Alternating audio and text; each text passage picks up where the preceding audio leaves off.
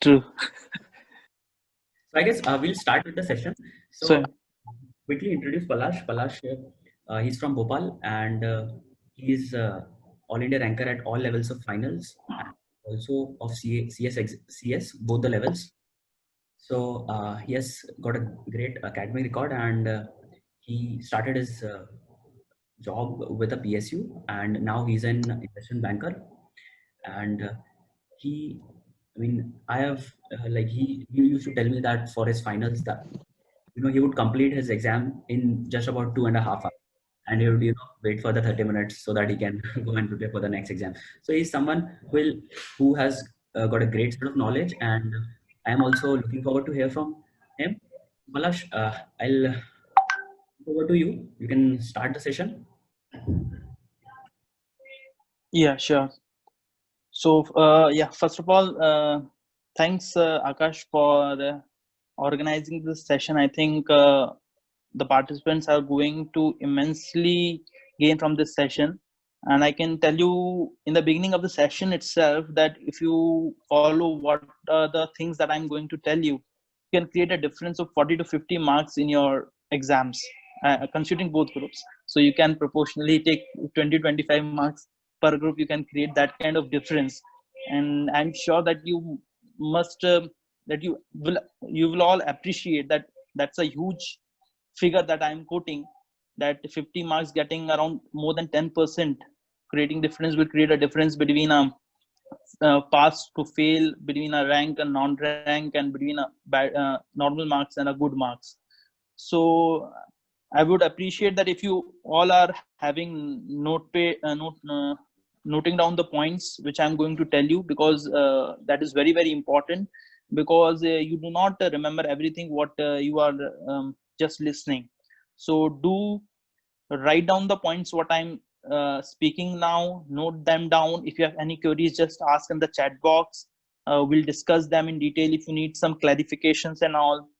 And this is going to be a very interactive one. I'll be giving you practical examples also. Not I will not be just telling you that the ideal things, but how you can definitely implement them in your preparations and strategies and all, and definitely gain 40 to 50 marks more what you are expecting now, if you can follow those strategies.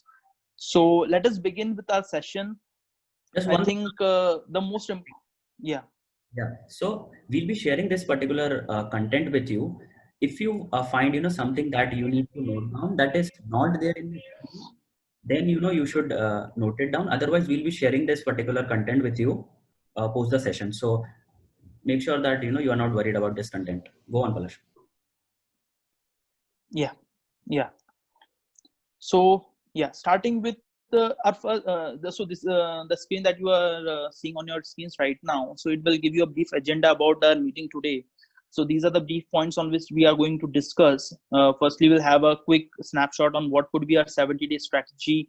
Then what could be the scoring tips for scoring exemptions in the exams. How could you get what you need to do in those 1.5 days that you get while during your exams, and what do you do when you are appearing for exam, what is the actual atmosphere in the exam halls, and what you should do and don't do in that exam hall.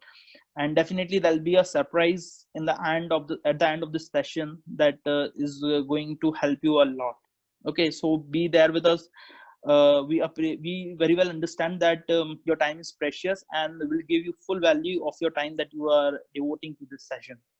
Okay, so starting with the 70-day strategy, see, if you will calculate uh, your exams will be beginning by 1st November, 2nd November. So you are around having 70 days. Okay, so you need to be very careful that these 70 days are very, very precious for you.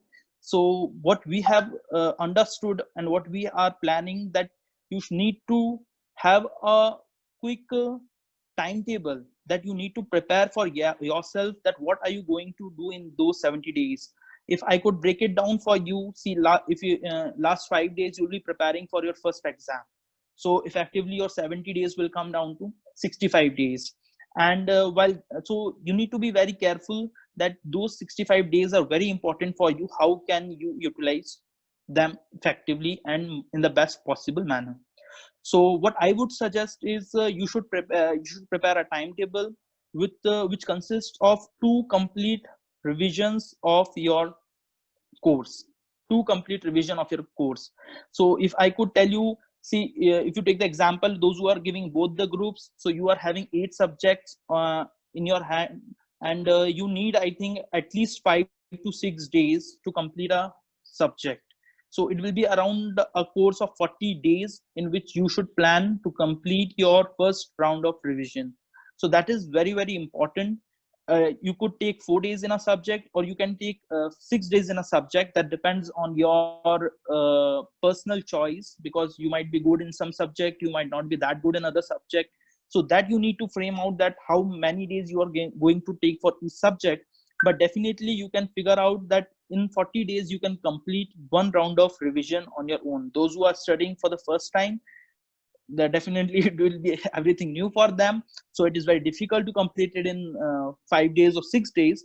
But those who are in the rounds of revision and those who have completed once all the subjects, so for them it is very important that they start the first round of revision from today itself. After this session, the first thing you need to do is to chalk out a timetable wherein you will be devoting that these many days I am going to give to these many subjects. So that is the most important thing, what that you need to have that strict timetable at your hand. So now when you make the timetable, so after first round of revision in 40 days, you'll be having 20 to 25 days for the second round of revision, which means that you need to complete your second revision in 3 days per subject kind of criteria. So how will you do that? See, firstly, you are taking 5 to 6 days. Now, second, you are taking 2 to 3 days. So it's very important that while you are studying in your first round of revision itself, that you cut down that study material, whatever you are studying. You cannot depend that currently I am studying, and next time also I'll get that much time and I'll again study full course. That cannot be done.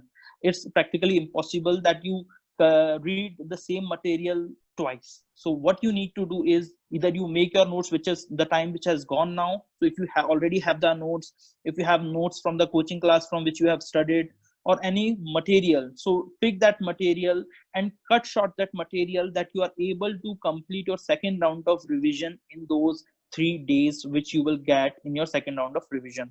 So your target in first round of revision is not only to complete the course, but also to cut down the timings of revision of any subject, so that you can complete it in 3 days in your next round of revision.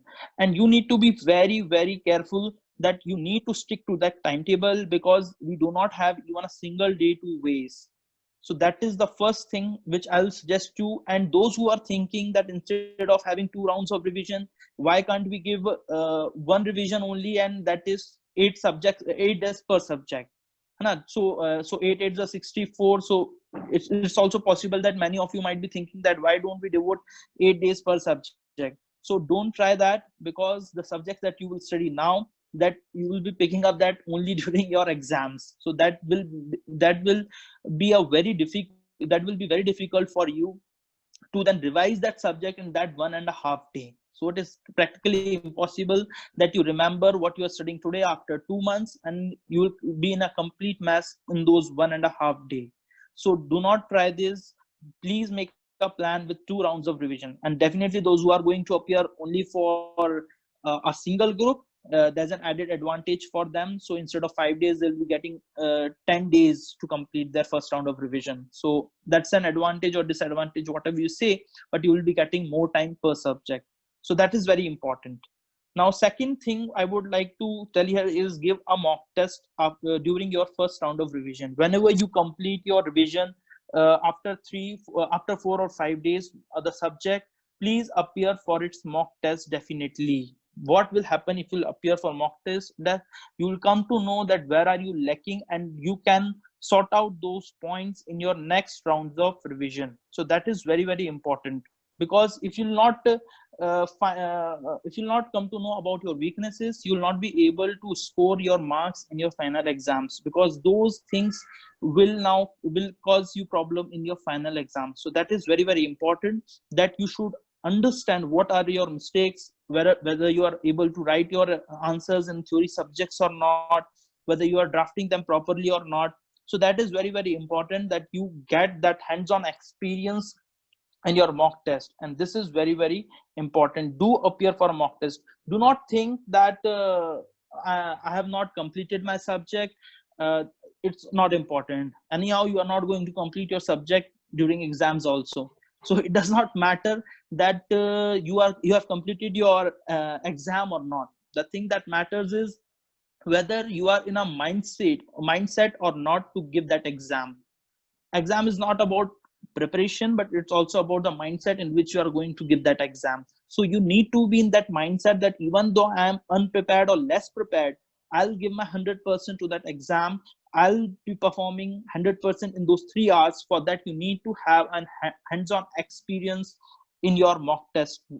So at least I have written here at least one mock test. You can try to give 2 mock tests per subjects also, but do give full length mock test. You will understand that why are you not completing your exams on time? Why are you writing unnecessary points which are not relevant in the which are not asked in the question, and you are unnecessarily wasting out your time. So you'll understand all these points only when you will appear for mock test. So I will chalk out the 70-day strategy into a very clear cut 2 rounds of revision and at least one mock test for you, which will help you to excel in your exams. If you have any questions on this, if you are so you can definitely write in the chat box. We'll take them at the end of the session.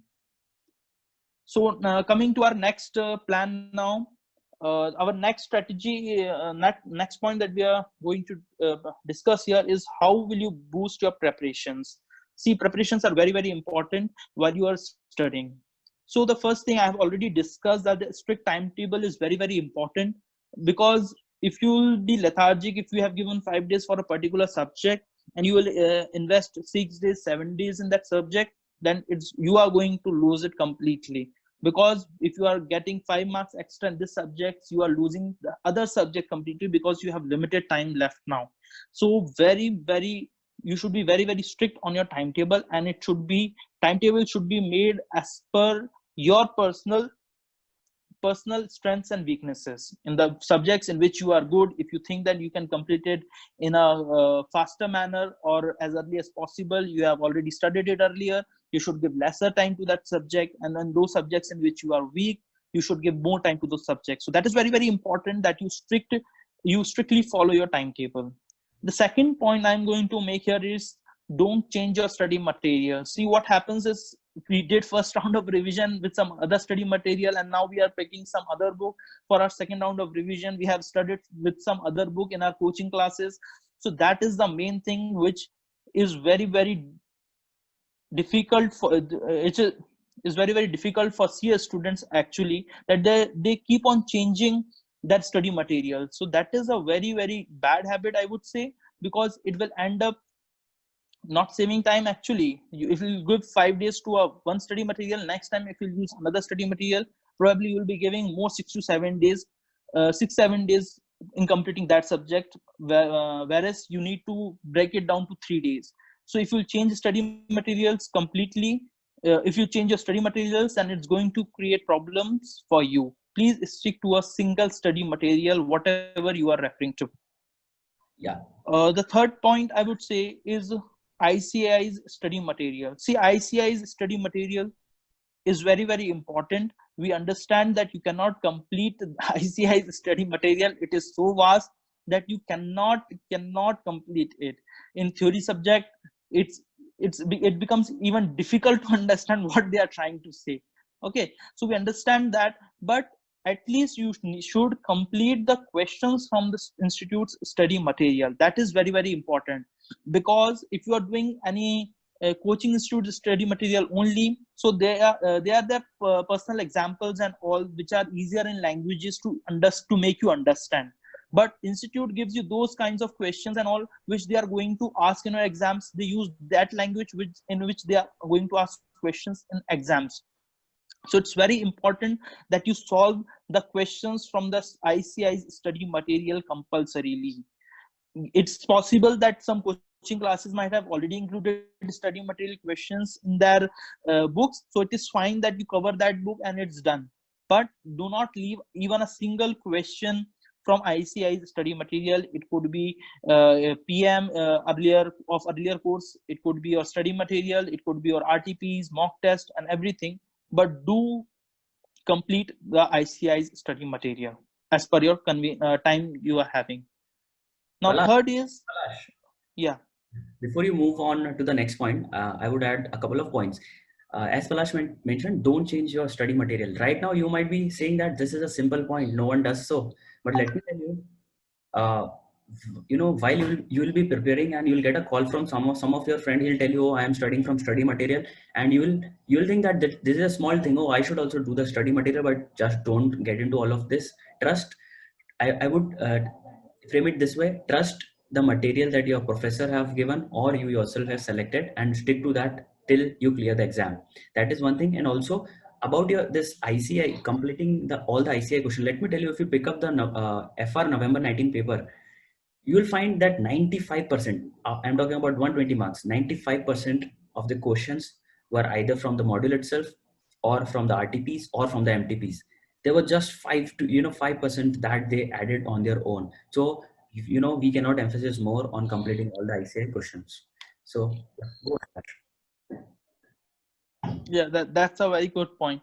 The next is, I have already told you that you need to study in a manner that you reduce time in your next revision.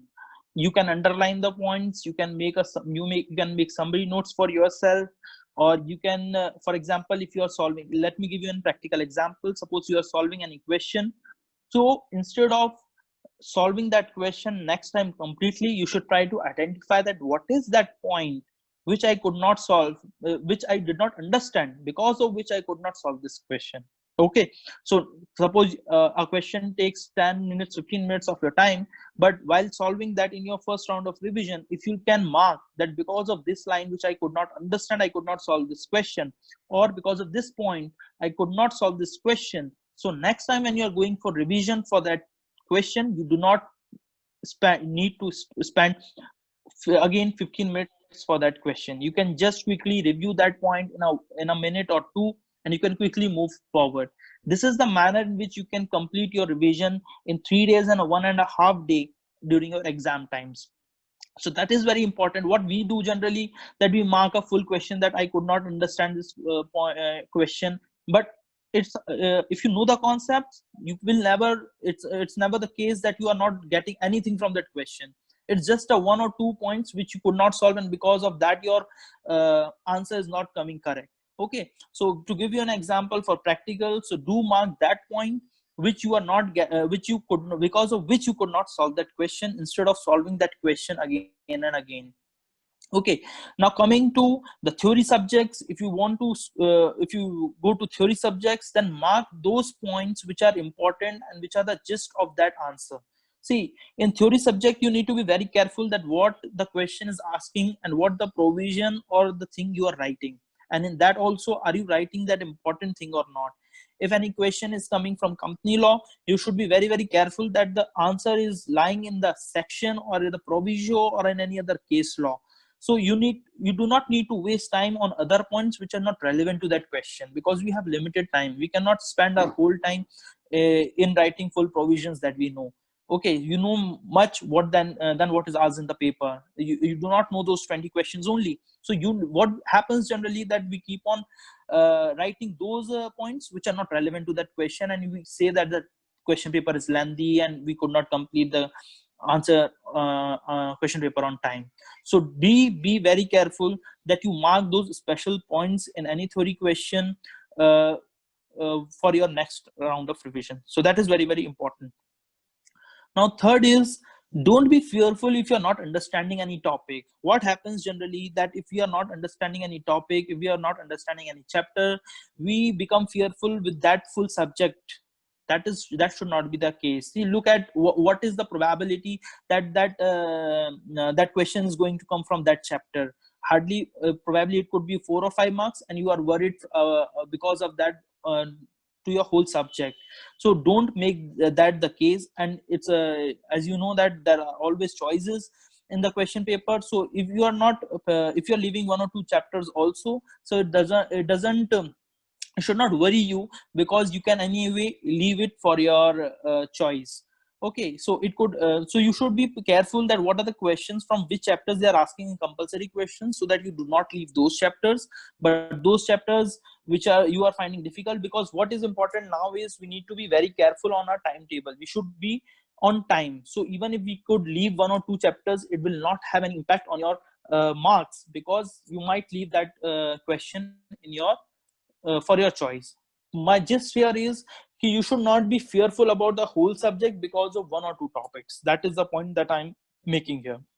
The syllabus is so vast that it's humanly very very difficult for you to understand each and every point of the chapter of the subject. Okay, it's so huge. So do not worry about that. That is the point I'm making here. And the most important thing for preparation is to keep yourself healthy. See, once you will fall sick, you will lose your time. You will waste 4 days, 5 days, 10 days to recover, and you will create a mess for yourself. So that should not be the case. You need to be mentally and physically healthy. That is the very important point which we generally do not cater to while our preparations, because we think that okay, it doesn't matter. But because we are studying in such a pressure, and we need to complete last syllabus in a limited period of time, it is important that we take care of our health, because once we fall sick, we'll lose our 5-10 important days. And most importantly, they will create a negative impact on our mindset for our future days also, even if we are good. So that is very very important. So that is all the preparation tips that I have shared with you. If I could give some example from my life, so during IPCC or during finals, I fell sick twice. So during those days, I was not worried about my health, but I was worried that how will I complete my syllabus and all. So if you think like this, it will not going to help you. Then what I used to do is I used to think that let it be, let me recover, and then I'll come back with my full force and put in my extra efforts. So it's very very important, if you fall sick also, that you need to keep your nerves together, and you should be mentally very very strong. That doesn't matter, I'll come with my full strength, and I'll excel in my exams. So that is very very important that you should keep in mind.